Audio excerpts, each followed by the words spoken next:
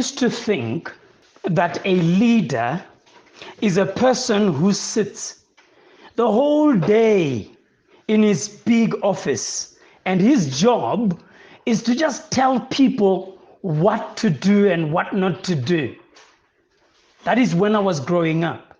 Now, I realize that like one who is in the driver's seat of a vehicle, a ship, a plane, a yacht, a leader has a big responsibility for everybody who is the passenger in his vehicle, plane, yacht, or even in his truck or bus. Now, here are Mr. Toastmaster. Here are 4 things that I've learned about being in the driver's seat. Number 1, as a driver, you are there to serve the passengers in your vehicle. That's number 1. Number 2, as the driver, you need to drive within the confines of the law. Number 3, you need to emphatically listen attentively to your passengers and stay committed to ensuring that you build trust as you are handling that steering wheel carefully.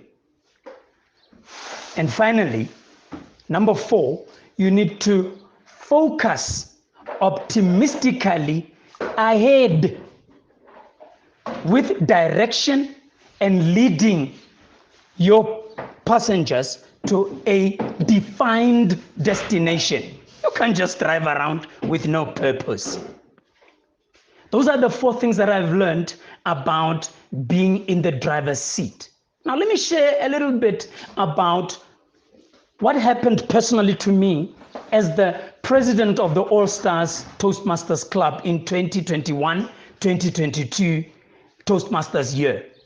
In that period, these 4 principles are the ones that opened my eyes, and I realized what I'm doing is actually being in the driver's seat as the president.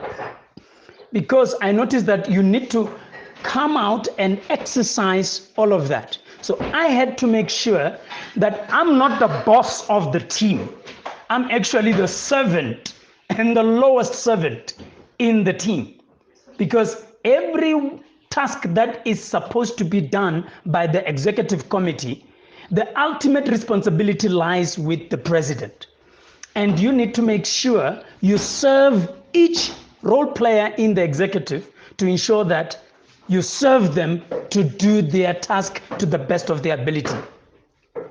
Number 2, I've learned also that in that driver's seat as the president of the club, you need to practice everything within the morals stated and the ethics of Toastmasters. If you do it outside that, the club is in the risk of being suspended because of how the president behaves outside the confines of the laws or outside the ethical moral standards of Toastmasters International. And number 3, I noticed that, hey, you have to listen to your people. If you don't listen to your people and you think you are Mr. Know-it-all, you will end up standing alone without anybody following you. So you need to listen empathically, and you need to make sure you build trust by doing that which you say you will do. And finally, you need to be optimistic. You need to be a liaison, showing that you are positively invested in the vision that Toastmasters carries when it comes to personal development of communication skills and leadership skills. You need to embody that and be optimistic with that vision. If you don't carry it across, I realize that no one will follow you if you don't. But then I realized it does not end there. When I took this assessment, it opened new doors when it comes to being in the driver's seat. I noticed that no, there's different kinds of drivers.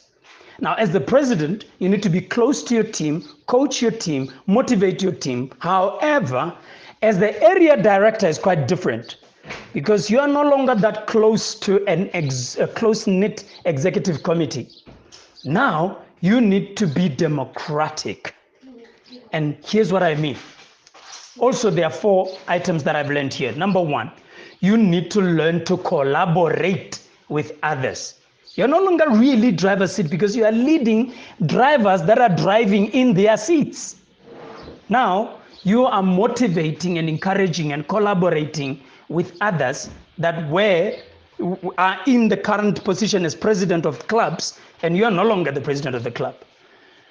However, number 2, you need to learn to encourage others by providing them with the opportunity to actually participate and to sometimes be in the driver's seat. And number 3, you need to also be comfortable in allowing them to also be the chairpersons of certain tasks in the area as the area director. And then, what I noticed that this helps you in reaching consensus when you discuss issues when it comes to decision making. And that's finally number 4. Those are the 4 items I've learned at the moment. And what I realized that I'm altruistic and democratic. In the driver's seat, John C. Maxwell said, a leader is one who knows the way, goes the way, and shows the way. You don't end in knowing the way. And what I noticed that my dominant leadership style is altruistic and democratic. But then I noticed that what I've shared with you now is that I'm also affiliative. I'm also coaching, because it depends on circumstances. When there's a short-term goal to be reached, you need to be innovative, you need to be bureaucratic, you need to be authoritative. However, mostly I'm dominantly altruistic and democratic in my leadership style. And those 4 items that I've discussed, they are the ones I'm dominant in. Now, my question to you, how are you in the driver's seat? Because you are a leader of your child. You are a leader in your position at work. You are a leader at church. You are a leader in every area of your life you find yourself in, because that's where you lead. And then Rosalind Carter said these words, a leader takes people where they want to go, but a great leader takes people where they don't necessarily want to go, but they ought to be. And that is how you need to be in the driver's seat. Mr. Toastmaster, over to you, sir.